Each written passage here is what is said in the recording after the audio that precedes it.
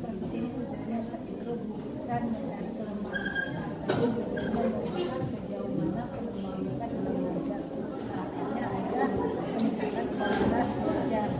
Jadi Ustaz istilahnya pendampingan atau pembimbingan ya Ustaz. Nah sebelum kita melakukan supervisi Ustaz, tadi rencana Ustaz pengembangan dalam kelas yang mana tadi rencananya? Ini Ustaz. Oke, jadi mulai dari pembukaan sampai nah, rencana Ustaz supaya tidak belajar Ustaz tercapai, apa strategi yang akan Ustaz lakukan?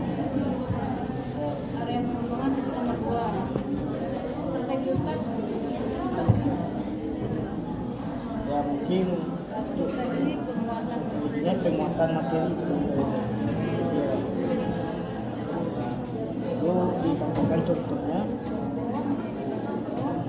dan disuruh siswa mengonsep tentang dakwah untuk selamat dakwah.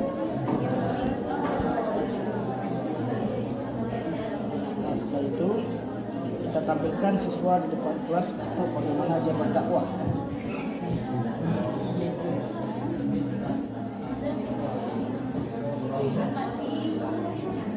Berarti anak sudah melakukan persiapan diri dulu ya Ustaz ya.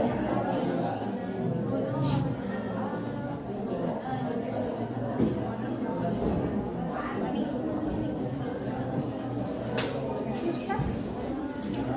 Tiga, Bu. Assalamualaikum warahmatullahi wabarakatuh. Waalaikumsalam warahmatullahi wabarakatuh. Bagaimana kabarnya anak sekalian? Alhamdulillah rabbil alamin. Alhamdulillah. Untuk mensyukuri hal ini, mari kita berdoa terlebih dahulu. Silakan ke kelas untuk pimpin doanya. Ya, Kak. Doa mulai. Bismillahirrahmanirrahim.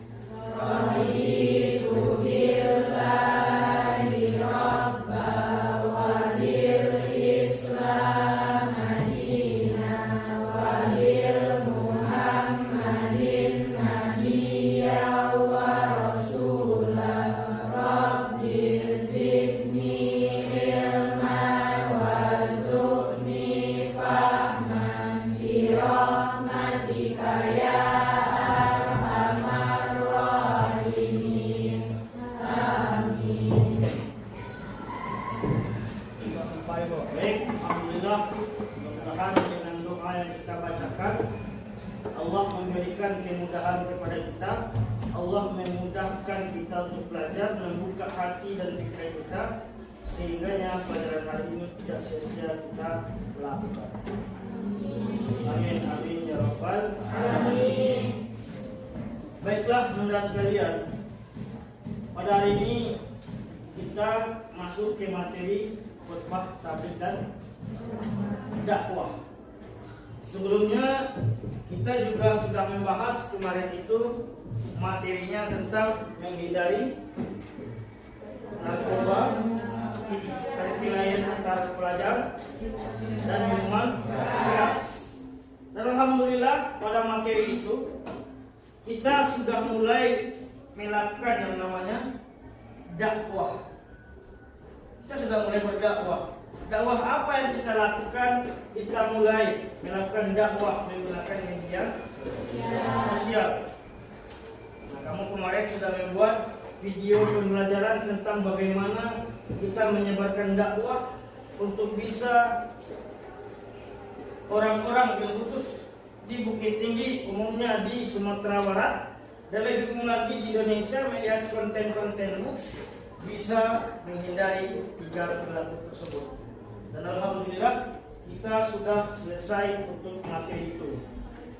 Namun hari ini kita lebih spesifik menuju ke dakwahnya. Kita lebih spesifiknya masuk ke dakwah di bagian lisan. Karena dakwah itu ada bermacam-macam. Ada bil hal, ada bil lisan. Hari ini kita masuk ke dalam dakwah yang namanya dengan bil lisan. Nah, maka dari itu kita masuk ke materi baru, yaitu tentang khutbah, tabligh dan dakwah.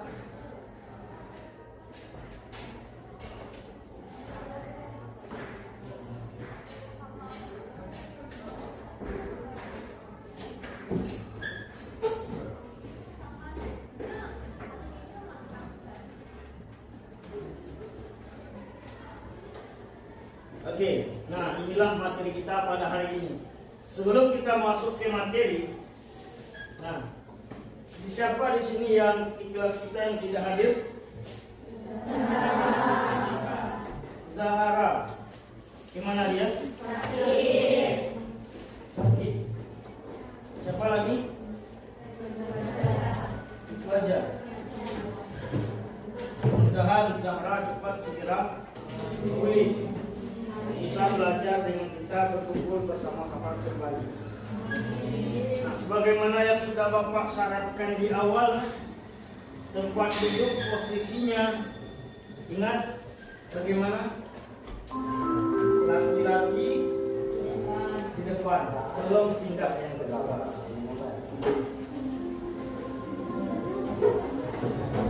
Ini tetap ada ritmenya kita.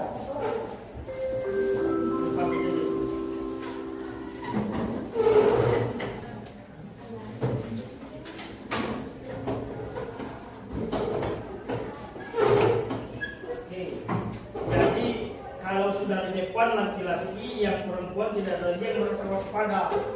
Ya, makanya Bapak sebut di depan yang laki-laki. Ini entah kenapa mundur lagi ke belakang, sembunyi di belakang perempuan.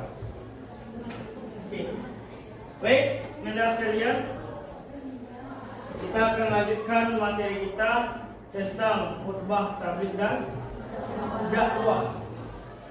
Nah, sebelum itu kita lihat dulu tujuan dari pembelajaran kita pada hari ini. Tujuan pembelajaran kita ada 3, yaitu 1, peserta didik dapat menjelaskan ketentuan khutbah, tabligh dan dakwah. Yang kedua, peserta didik menyusun teks khutbah dengan tema nilai-nilai Islam. Terserah kamu mau judulnya apa. Penting ada tentang nilai-nilai Islam yang harus kita sampaikan. Dan yang ketiga, dapat mempraktekkan khutbah, tabligh dan dakwah. Dari yang nomor 2, yang ini, kamu itu harus bisa membuat teks khutbah, teks ceramah secara mandiri. Setelah selesai dibuat, dihafal, lalu kita praktekkan di depan. Bagaimana seorang khatib itu sebenarnya, kita praktekkan di depan. Bagaimana kamu menjadi seorang ustazah, kita praktekkan di depan. Dalam praktek ini jangan takut, jangan cemas. Syaratnya sangat mudah. Apa syaratnya? Enjoy, tenang dan santai. Jadi kamu tidak usah nanti terlalu fokus dengan teks yang kamu buat itu sendiri. Tetapi apa yang ada dalam pikiranmu berkenaan dengan judulnya, ada dalilnya, silakan sampaikan dengan tenang. Itulah nanti menandakan kamu bisa seperti seorang ustaz dan seperti seorang ustazah. Kalau kemarin kamu dakwahnya layaknya seorang content creator, hari ini kamu berdakwah layaknya ustaz dan ustazah. Disitulah hari ini dari tujuan pembelajaran kita. Untuk hal ini sudah siap kira-kira? Kita pembelajarannya sudah siap? Oke. Kalau sudah siap, mari kita lihat video ini terlebih dahulu.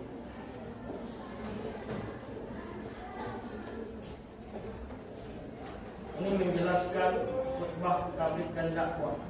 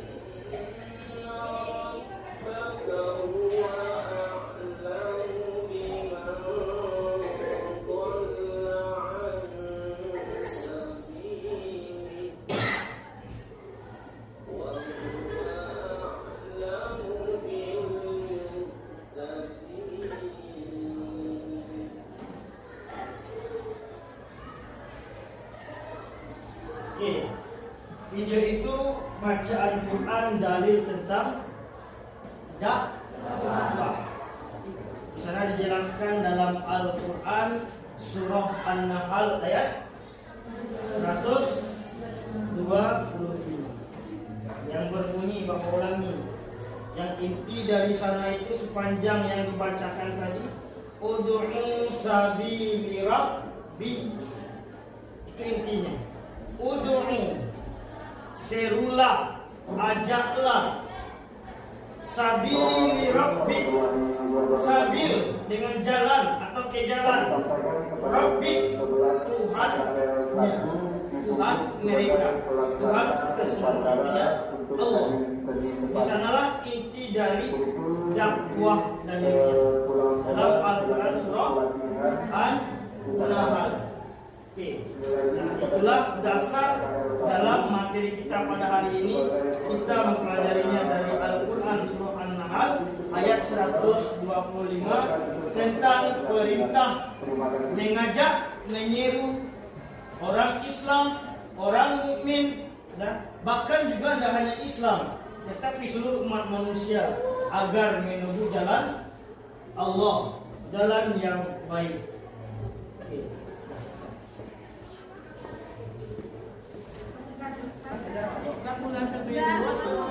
Baik. Nah, dasar kita materinya tadi dari surat apa? An-Nahl ayat 125. Nah, dalam penjelasan Bapak hari ini kita mulai dari dakwah. Baru nanti muncul kita sampai ke khutbah dan tabligh. Kenapa Bapak memulai dari dakwah? Di judulnya kan khutbah, tabligh dan dakwah. Tapi kok Bapak mulai dari dakwah? Itu menjadi pertanyaan. Nah, sebelum Bapak lanjutkan, siapa di sini yang tahu apa itu dakwah? Apa itu dakwah? Hah? Ya, kamu apa itu dakwah? Menyeru. Yang lain? Kamu apa itu dakwah? Mengajak. Menurutmu apa itu dakwah? Mengajak orang lain.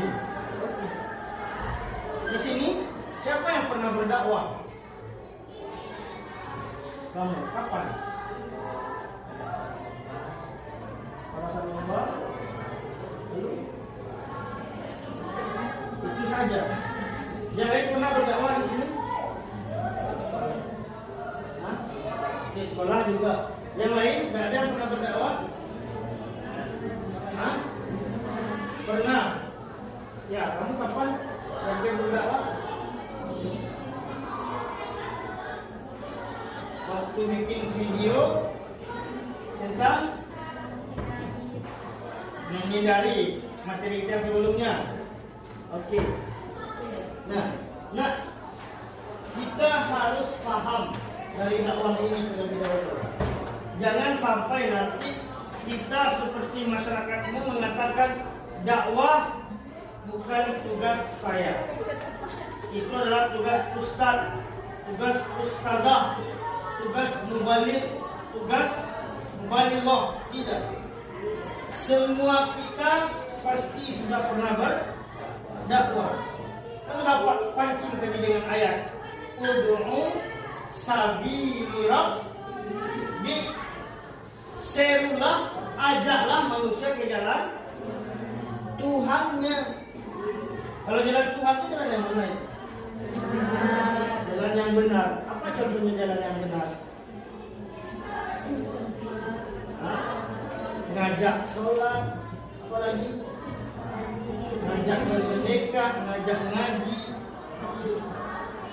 Kira-kira dengan hal sederhana itu semua kita berdakwah nggak? Ya, berdakwah. Tapi kenapa kok masih ada yang mengira saya nggak pernah berdakwah?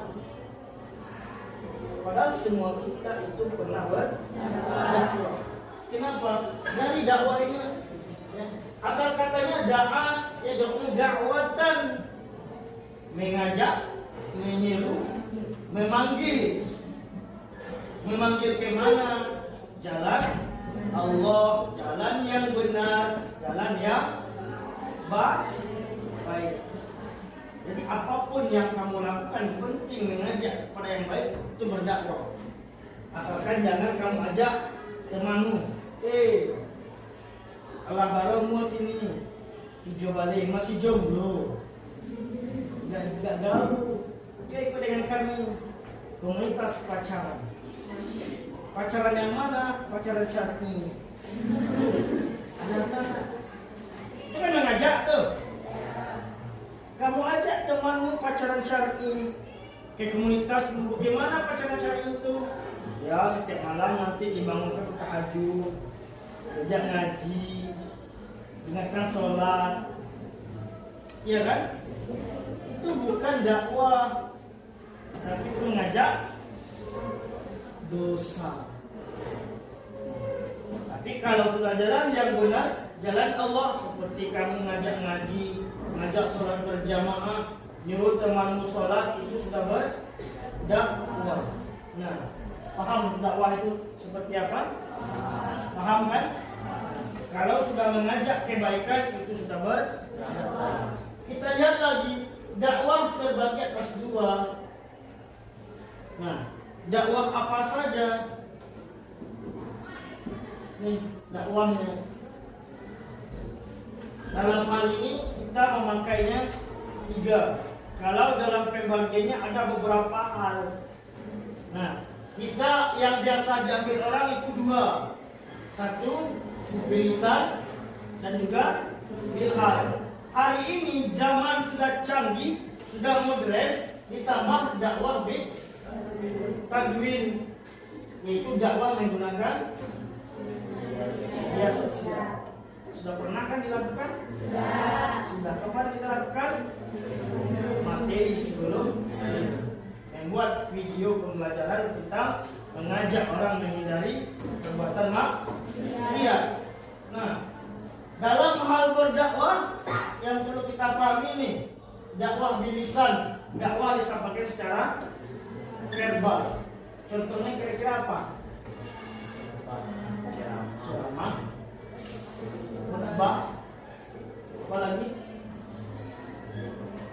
Tabligh akbar, kultum, muhadarah, pidato, itu merupakan bagian dari dakwah bilisan. Yang pertama tadi apa?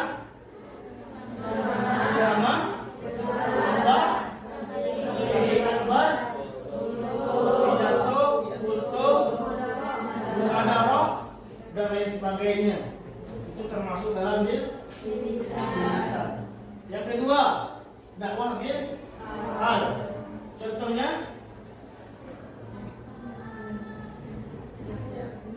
yang dalam perbuatan apa tadi? Mengajak. Kalau ini tadi apa?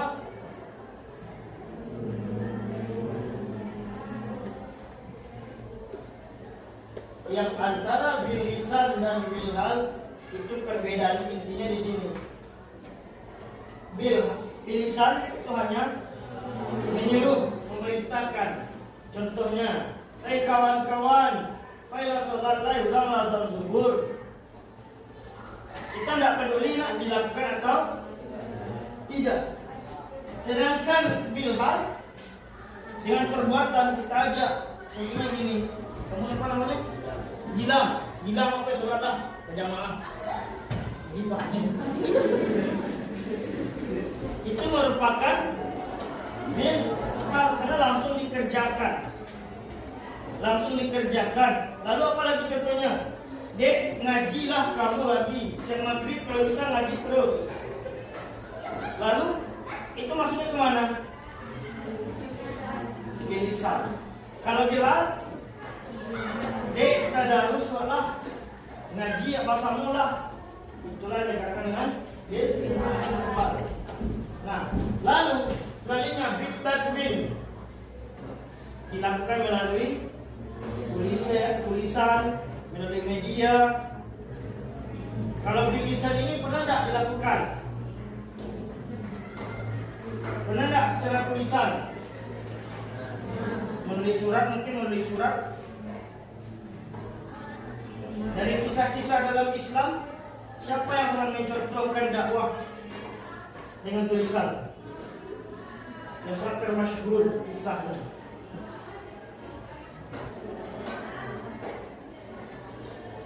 Siapa? Dia. Nabi Sulaiman kepada batu Balqis. Nabi Sulaiman mendakwahkan kepada Ratu Balqis. Menyembah apa Ratu Balqis dan umatnya? Menyembah matahari. Dibuatlah surat, dikirim melalui pos itu, ada tiki, pakai si cepat, tidak pakai apa? Burung, hut. Nah itu. Kalau kamu pernah nggak dakwah dengan tulisan? Tidak. Yakin tidak? Membuat story di WA, lagi galau nih. Iya, dakwah tuh. Tidak, kalau lagi galau nih, tidak. Yang dakwah itu gimana? Ayo kita sholat satu waktu, buat itu story. Nah, lalu kita membuat video itu sudah bisa.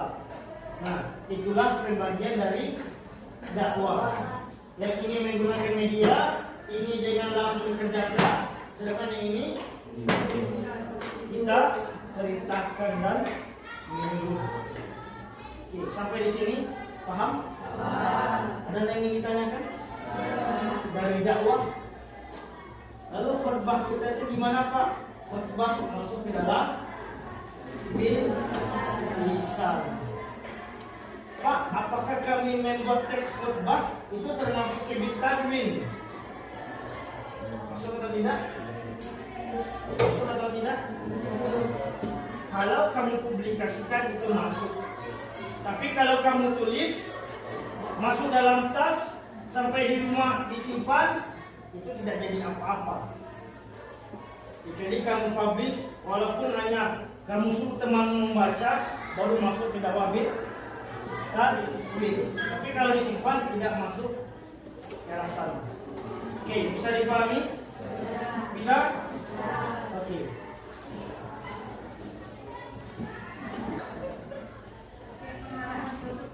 Oke. Sekarang sesuai dengan tadi tujuan pembelajaran, kita sudah menjelaskan bagaimana itu dakwah dan macam dakwah, dalil dakwah. Sekarang kita masuk ke yang keduanya, membuat teks dakwah, teks ceramah dan teks khutbah. Nah, di sini untuk membuatnya yang paling penting kamu perhatikan satu, dalil, judul, isi harus sinkron. Tahu sinkron? Apa tuh? Saling berkaitan, connect dia. Tuh. Nah, yang kedua, jika untuk yang perempuan membuat teks ceramah, itu jika dalilnya menggunakan hadis, minimal 2 hadis. Kalau menggunakan ayat, boleh 1 ayat. Ayat silakan cari yang paling pendek, paling mudah kamu hafal. Nah, untuk temanya gimana Pak? Temanya silakan kamu pilih mana yang terbaik dan yang termudah menurutmu. Tidak usah kamu lihat teman. Pak, seandainya kami sambung sekilas kubah apa? Ya silakan. Silakan juga.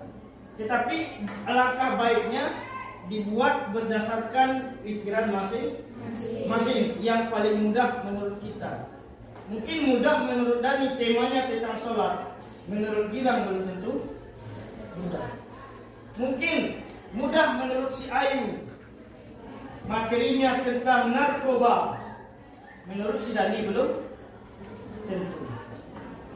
Oke, nah jadi untuk teksnya silakan tema sesuai dengan yang paling mudah menurut kamu. Oke, bisa kira-kira? Ada yang ingin ditanya mengenai tugas ini dulu? Tidak? Kalau tidak, silakan keluarkan bukunya. Silakan dibuat konsepnya.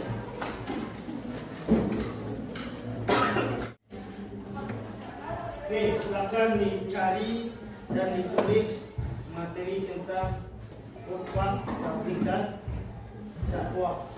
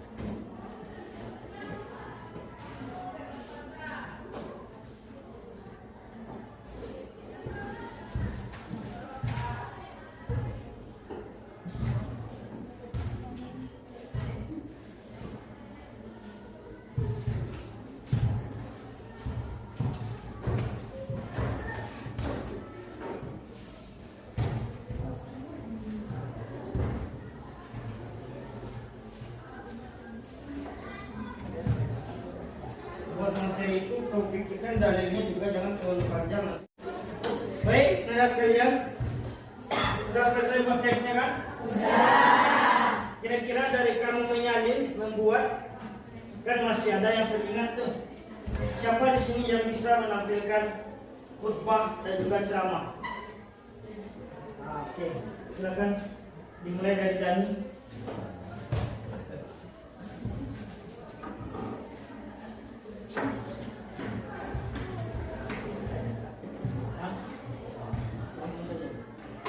Silakan mulai. Assalamualaikum warahmatullahi wabarakatuh. Waalaikumsalam warahmatullahi wabarakatuh.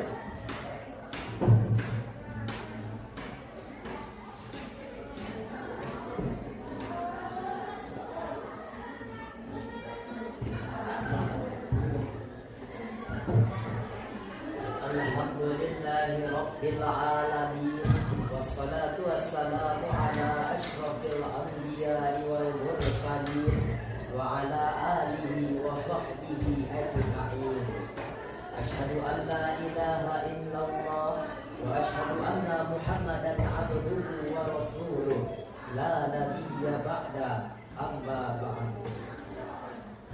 Allahumma salli wa sallim ala nabiyyina Muhammad. Alhamdulillahi rabbil alamin. Faya ibadallah, usikum bi nafsi bi taqwallah faqad fadal muttaqun. Ittaqullaha haqqa tuqatih wa la tamutunna illa wa antum muslimun. Qaulallahu ta'ala fil Qur'anil Karim. A'udzu billahi minasyaitonir rajim. Bismillahirrahmanirrahim. Wal yakhshal ladzina law taraku min khalfihim dzurriyyatan dha'afa khafu 'alaihim. Shadaqallahul 'adzim. Ma'asyiral muslimin rahimakumullah. Bersyukur kita kepada Allah Subhanahu wa taala telah melimpahkan rahmat dan karunia-Nya kepada kita sehingga kita dapat berkumpul di dalam masjid yang kita cintai ini. Salawat dan salam kita curahkan kepada Nabi kita Nabi Muhammad sallallahu alaihi wasallam dengan mengucapkan Allahumma shalli ala Muhammad wa ala ali Muhammad. Untuk itu, kami mengajak seluruh jamaah, khusus kepada diri kami yang menyampaikan, untuk meningkatkan ketakwaan kepada Allah Subhanahu wa taala. Karena takwa merupakan bekal kita di dunia dan di akhirat. Ma'asyiral muslimin rahimakumullah. Dahulu, bangsa Indonesia dikenal dengan moral rakyatnya yang berbudi pekerti luhur, santun dan beragama. Sayangnya citra baik ini tidak dijaga. Perlu diingat bahwa modal kemajuan suatu bangsa sangat didukung oleh generasi yang cerdas, bijak dan bermoral. Hal ini sangat penting karena di era perkembangan teknologi yang sangat cepat saat ini, gejala kemerosotan moral benar-benar mengkhawatirkan. Masalah ini bukan hanya menimpa kalangan orang dewasa, melainkan kalangan pemuda sebagai tonggak penerus bangsa. Oleh sebab itu hadirin, kami akan menyampaikan materi tentang upaya mencegah kehancuran moral generasi bangsa. Mencegah bukan hanya mencegah dari sisi jasmani, tetapi juga dari sisi rohani, yakni menjaga kepribadian dan kesalehan mereka. Hal ini sangat penting karena di era perkembangan teknologi yang sangat cepat saat ini, hal-hal yang merusak pemimpinan generasi muda sangat cepat merusak karakternya.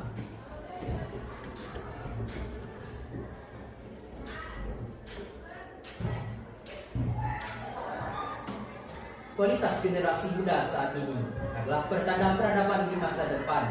Jika saat ini generasi muda baik, maka baik juga peradaban kelak. Sebaliknya, rusaknya peradaban generasi muda saat ini, maka rusaknya peradaban kelak.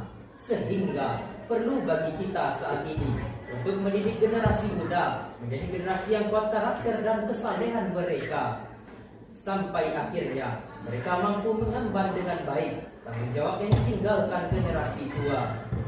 Jangan sampai kita meninggalkan generasi yang lemah di belakang kita, sehingga cita-cita terwujudnya peradaban mulia bisa saja sirna. Imbauan ini telah tercantum dalam Al-Quran Surah An-Nisa ayat 9 yang telah Khatib bacakan di awal khutbah tadi, yang artinya, hendaklah takut kepada Allah orang-orang yang sekiranya meninggalkan keturunan yang lemah di belakang mereka, yang mereka khawatir terhadap kesejahteraannya, dan bertakwalah kepada Allah dan berkatalah dengan tutur kata yang benar. Hadirin jemaah Jumat rahimakumullah, posisi strategis dan spesialnya pemuda soleh juga disebutkan dalam hadis Rasulullah Sallallahu Alaihi Wasallam. Mereka akan menjadi satu di antara 7 golongan yang mendapatkan naungan dari Allah Subhanahu Wa Taala, di mana tidak ada naungan kecuali miliknya. Di antara yang satu itu adalah syabun anasya fi ibadatillah, pemuda yang kerjanya cuma beribadah kepada Allah Subhanahu Wa Taala. Oleh karena itu hadirin, perlu bagi kita mendidik generasi muda untuk memiliki karakter yang bagus, baik dan benar. Fa'tabiru ya ulil absar la'allakum turhamun.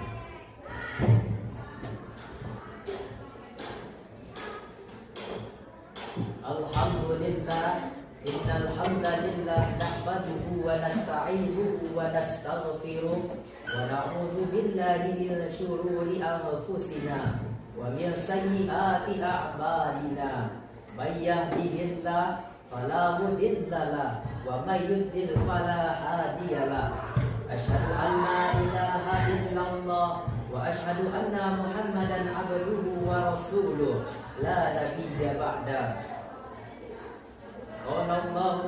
fil Qur'anil Karim. A'udzu billahi minasy syaithanir rajim. Bismillahirrahmanirrahim. Qul huwallahu ahad, Allahus samad, lam yalid wa lam yulad wa lam yakul lahu kufuwan ahad. Shadaqallahul azim. Allahumma shalli ala Muhammad wa ala ali Muhammad kama shallaita ala sayyidina Ibrahim wa ala ali Ibrahim wa barik ala Muhammad wa ala ali Muhammad kama barakta ala Ibrahim wa ala ali Ibrahim fil alamin innaka Hamidum Majid. Allahumma ighfir lil muslimina wal muslimat wal mu'minina wal mu'minat al ahya'i minhum wal amwat. Allahumma inna nas'aluka salamatan fid din wa afiyatan fil jasad wa ziyaratan fil ilmi wa barakatan fil rizqi wa taubatan qablal maut wa rahmatan indal maut wa maghfiratan ba'dal maut. Rabbana atina fid dunya hasanah wa fil akhirati hasanah wa qina azabannar. Ibadallah, innallaha ya'murukum bil 'adli wal ihsan wa ita'i dzil qurba wa yanha 'anil fahsya'i wal munkari wal baghi ya'idukum la'allakum tadhakkarun wa la dzikrullahi akbar. Aqimus shalah. Assalamualaikum warahmatullahi wabarakatuh.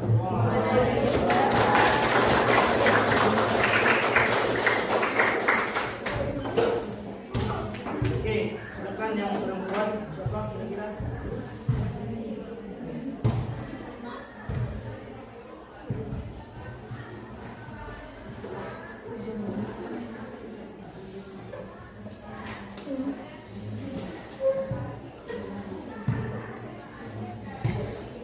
Boleh sujud, boleh di depannya.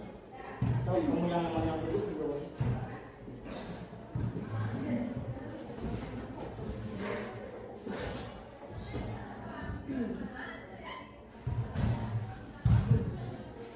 Awak kalam murah lunjangan, salam ta'zim dari Ambo. Sidang pandangan dan budiman, sambilan salam nan pertama. Assalamualaikum warahmatullahi wabarakatuh. Waalaikumsalam warahmatullahi wabarakatuh.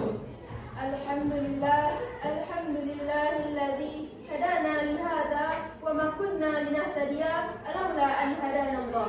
Asyhadu an la ilaha illallah wahdahu la syarikalah wa asyhadu anna Muhammadan abduhu wa rasuluh la nabiyya ba'da amma ba'du. Pertama sekali, marilah kita panjatkan puji beserta syukur kehadirat Allah Subhanahu wa taala karena telah melimpahkan rahmat dan karunia-Nya sehingga kita dapat berkumpul di kelas yang kita cintai ini.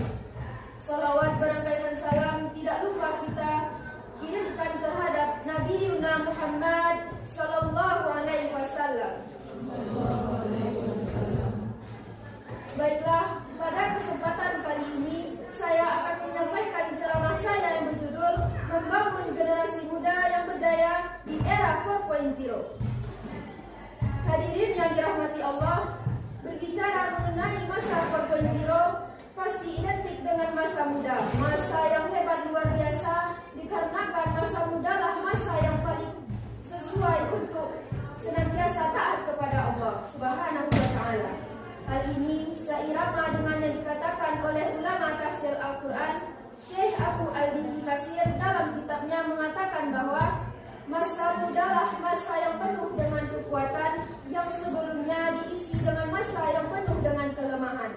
Sehingga pantaslah Insinyur Soekarno pernah berkata, "Give me 10 youth and I will shake the world." Yang artinya, berikan kepadaku 10 orang muda maka akan aku goncangkan dunia. Hadirin yang berbahagia, masa 4.0 adalah kenikmatan dari Allah Subhanahu wa taala yang dianugerahi kepada kita sebagai generasi muda, yaitu dalam bentuk pikiran yang maju ke depan, mata dapat melihat masa depan, tangan yang dapat bersalaman meskipun berjauhan, serta wajah yang bisa dipercantik dengan filter Instagram. Maka wahai generasi muda, gunakanlah teknologi tersebut untuk menyempurnakannya dan memanfaatkannya dengan baik dan benar. Namun justru akan sangat mengkhawatirkan dan menyedihkan di mana masa 4.0 ini tidak sedikit generasi muda yang menguasai ilmu teknologi. Seperti halnya HP-nya bisa dilipat, rumahnya berpagar kawat, uangnya tidak bisa dilipat, mobilnya anti karat. Kalau haus minumnya jus alpukat. Tapi hatinya tersiksa, batinnya penuh dengan gegana. Dikarenakan salah dalam penggunaan aplikasi, dikarenakan salah dalam penggunaan teknologi dan lain sebagainya. Seperti contohnya penggelapan aplikasi online sampai prostitusi online. Padahal Syekh Mustafa Al-Hulayani, salah satu tokoh ulama Mesir, pernah berkata dalam kitabnya bahwa di tangan para generasi muda lah hidup urusan umat dan kehidupan ini digenggam, dan pada kaki-kaki mereka lah hidup dan mati umat ini. Hadirin yang berbahagia, timbul pertanyaan di benak kita, bagaimana kita sebagai generasi muda dapat menghadapi dampak negatif dari masa 4.0 ini agar kita tidak terjerumus dalam penyalahgunaan teknologi dan lain sebagainya. Sebagai jawabannya, Imam Said Al-Qutb pernah memberikan solusi pada kitabnya, mengatakan bahwa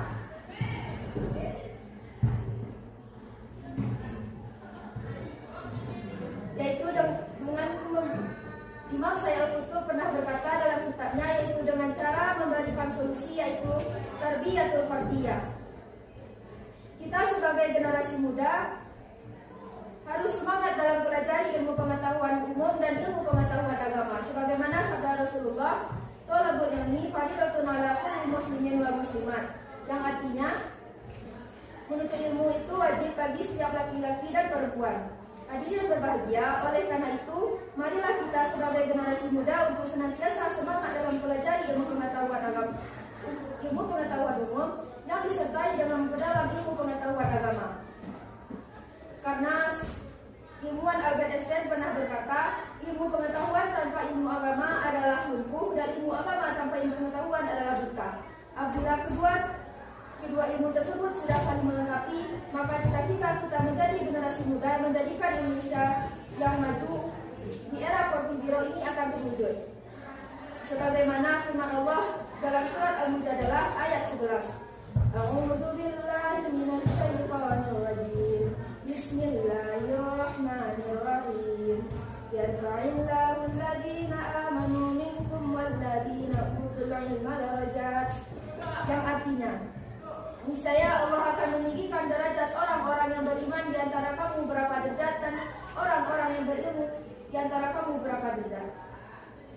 Hadirin rahimakumullah, marilah kita sebagai generasi muda, marilah kita menjadi generasi muda yang berilmu, beriman, bertakwa, dan berakhlakul karimah, yang jauh dari maksiat dan dekat dengan rahmat Allah Subhanahu wa taala. Demikian yang dapat saya sampaikan. Semoga bisa menjadi motivasi di kita semua untuk memperkaya ilmu pengetahuan umum dan ilmu agama, agar kita bisa menjadi generasi muda yang unggul di era 4.0 ini. Sekian yang dapat saya sampaikan. Assalamualaikum warahmatullahi wabarakatuh.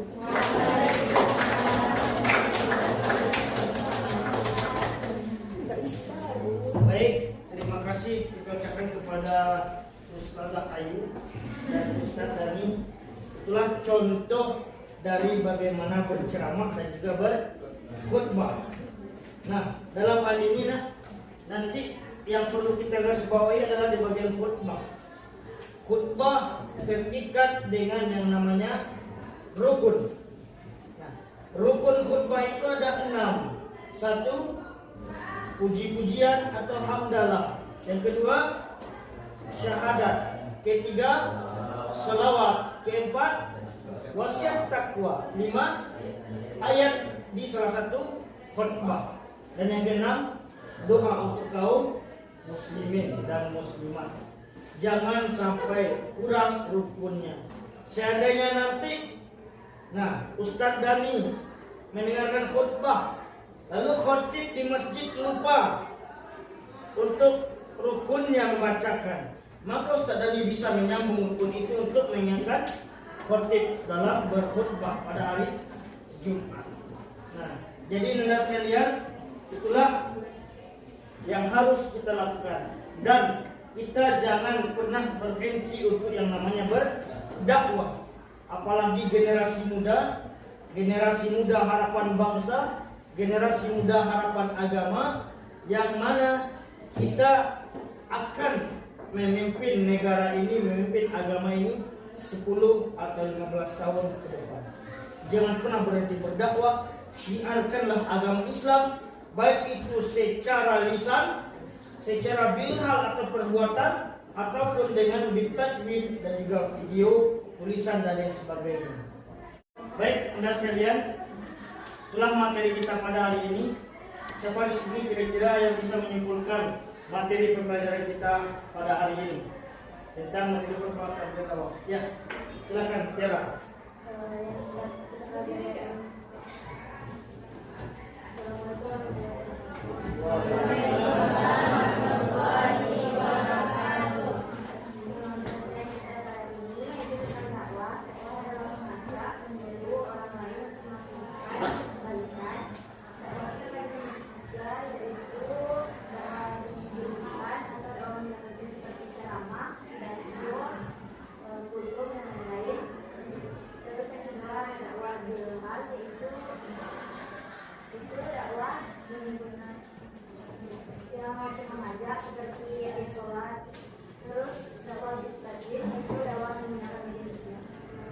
Oke, terima kasih kepada Tiara.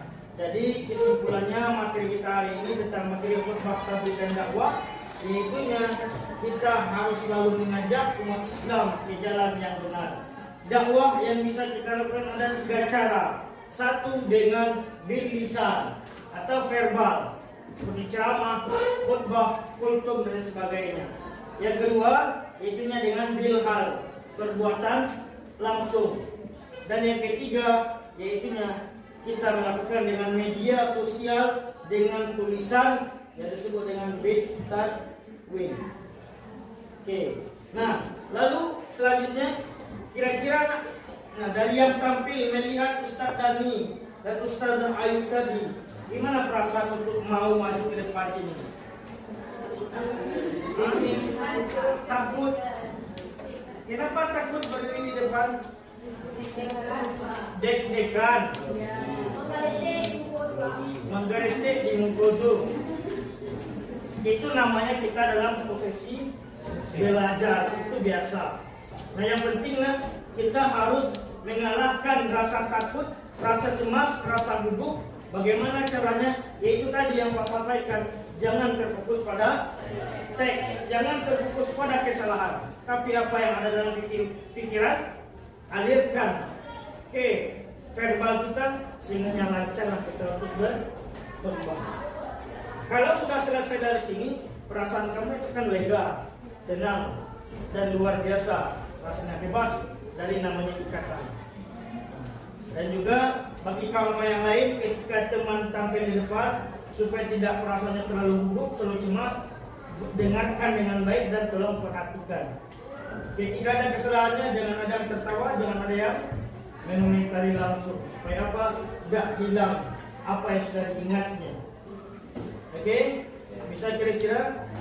Nah, lalu siapa di sini yang berkeinginan nanti untuk berkhutbah ataupun berceramah setelah kita mempelajari ini dan sudah dipraktikkan langsung? Ada yang berani untuk khutbah bulan Ramadan nanti? Ya, Ustaz Dani.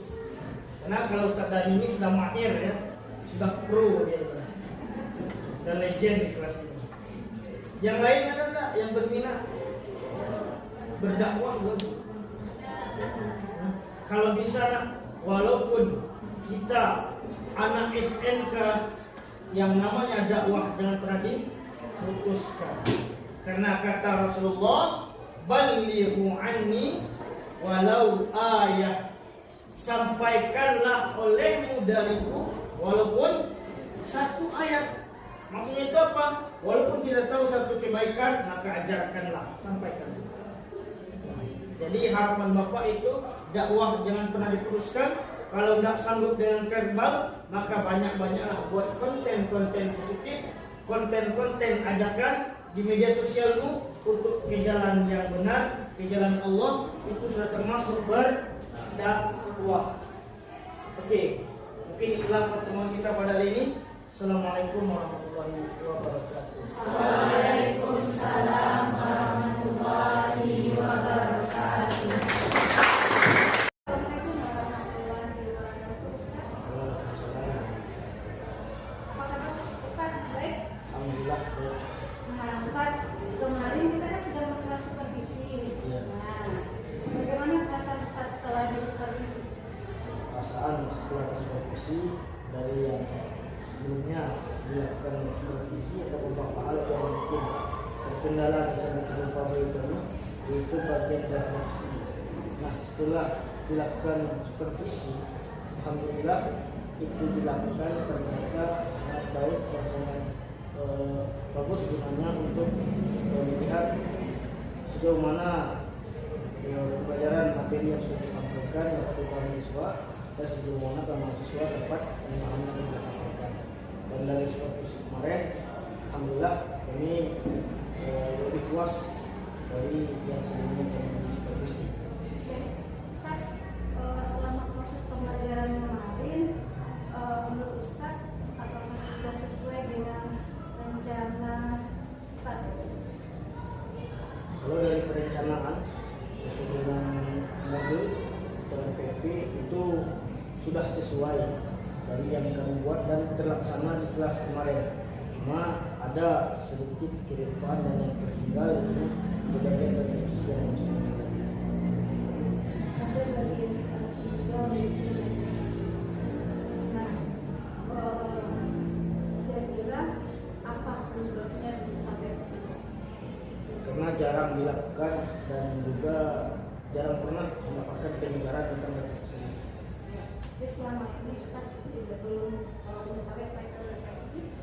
Mengetahui cuma jarang dilakukan karena kurang dapat penyegaran refleksi. Kurang terbiasa, tapi kan karena refleksi ini termasuk modul ya Ustaz ya.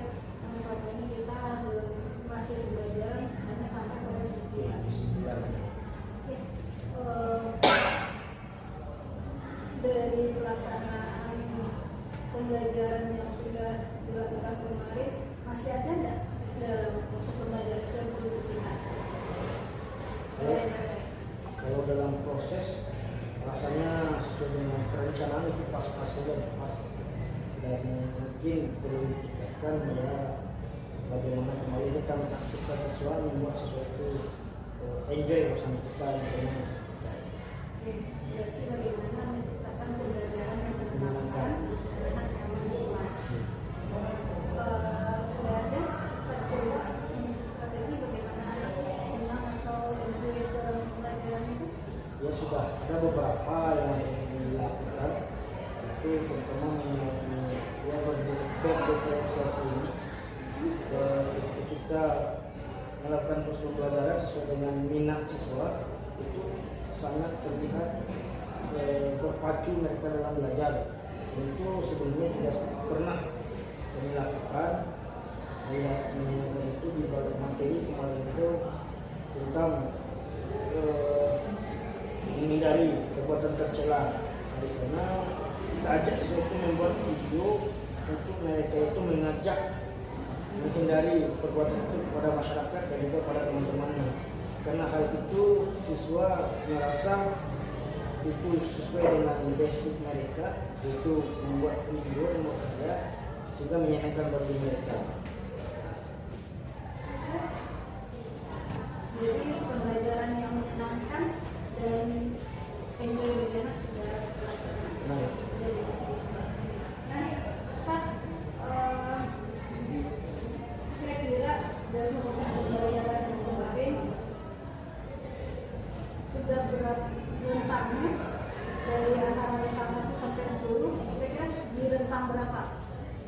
dari hasil siswa kemarin itu kami berani memberikan rintangan itu terjadi 9 karena mereka sudah dari proses sudah bisa membuat materi, memahami materi dari pembelajarannya, lalu mereka sudah bisa juga membuat konsep dakwah, dan bahkan mereka juga sudah bisa menampilkan bagaimana cara berdakwah itu sendiri di depan kelas.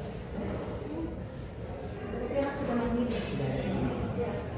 Untuk pembelajaran selanjutnya, apa kira-kira yang perlu ditingkatkan selain refleksi? Ya, perlu ditingkatkan penggunaan strategi dan juga media yang akan diberikan oleh belajar.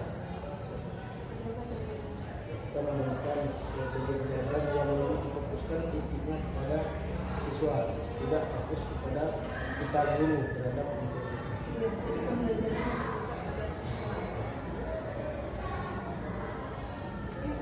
Untuk apa strategi sekarang supaya pembelajaran itu tidak terpisah pada guru? Ya, kita menggunakan strategi yang seperti yang biasa dilakukan, untuk menggunakan strategi proyek ataupun problem berbasis masalah, sehingga siswa itu lebih aktif, lebih kreatif dalam menyelesaikan masalah dan juga membuat hal yang baru yang menarik bagi mereka. Kira-kira ada nggak yang bisa mendukung kegiatan Ustaz itu? Mungkin mendukung promosi bawah atau yang lainnya bisa melaksanakan pembelajaran Yang paling penting bagi kami dapat membantu adalah media, fasilitas seperti jaringan internet, apa namanya lagi, infocus, listrik, dan juga gadget mereka. Jadi salah satunya adalah menggunakan aset yang dari sekolah, salah satunya internet, gadget, dan jaringan supaya pembelajaran yang bisa pada siswa bisa berjalan dengan baik.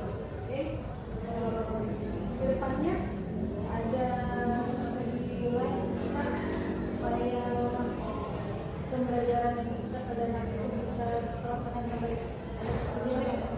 Kalau dari kami masih belum terpikir sampai sana, mungkin nanti bisa dilakukan refleksi dengan teman sejawat, dengan bercerita-cerita, meminta solusi, bertanya, terutama bagi kawan-kawan yang ada pengalaman di bidang pendidikan.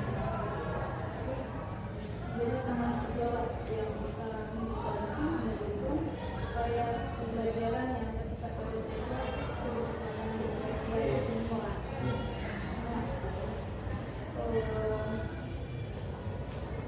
Kapan rencananya Ustaz melakukan strategi itu? Kalau strategi yang disampaikan tadi itu sudah mulai dilakukan beberapa kali dengan kawan-kawan, terutama di bidang PPI, dan beberapa kawan yang sering kami bercerita tentang bagaimana mereka mengajar sehingga mereka itu terlihat asik dengan siswa. Itu sudah sering dilakukan untuk berbagi kisah atau bahasa sekarangnya melakukan praktik baik, berbagi praktik baik dengan siswa itu sudah dilakukan. Cuma kadang itu ketika pelaksanaannya tidak semudah seperti yang kita bayangkan. Pelaksanaannya tidak semudah yang kita bayangkan. Jadi perlu Bimbingan itulah gunanya coaching ini Ustaz. Nanti dari proses pembelajaran yang sudah Ustaz lakukan, nanti dengan coaching ini kita bisa melakukan perbaikan-perbaikan dari kendala-kendala atau bagian-bagian yang masih belum terlaksana dengan baik.